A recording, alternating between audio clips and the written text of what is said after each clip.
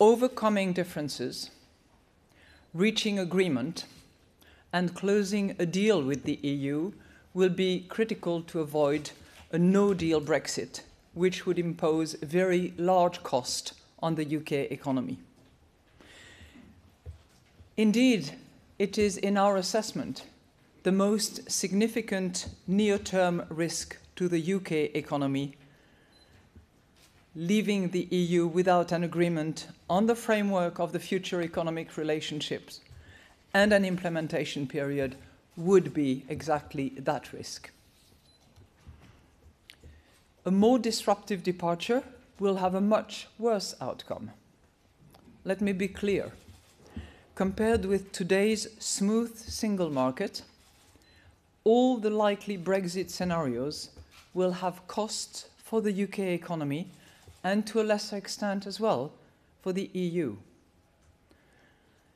The larger the impediments to trade in the new relationship, the costlier it will be. This should be fairly obvious, but it seems that sometimes it is not. For the UK, we are projecting growth at about 1.5% this year and next, down from about 1.25% in 2016 and 2017. As we noted last year, Brexit-related effects are the driving factor for the slowdown in growth since the referendum. A more disruptive departure will have a much worse outcome. Let me be clear. Compared with today's smooth single market, all the likely Brexit scenarios will have costs for the UK economy and to a lesser extent as well for the EU. We encourage both the UK and the EU to work diligently to reach agreement on these open issues to avoid a very costly cliff edge Brexit. Both a deal on what the trade terms will be and all the other matters, including in particular the issue of the Irish border, and the implementation period, particularly its length and degree, are the two fundamental focus that the authorities and the people should have at the moment. We must lock in the economic progress we've made.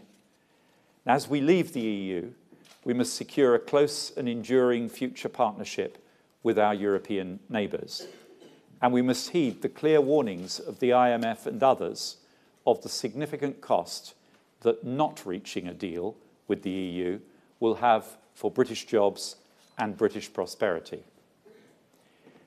And as talks intensify, I'm confident that we will reach agreement on the withdrawal agreement and the future framework this autumn. But we must, of course, continue to prepare for all scenarios. A no-deal scenario remains unlikely, but it is not impossible. The IMF are clear today that no deal would be extremely costly for the UK, as it would also for the EU.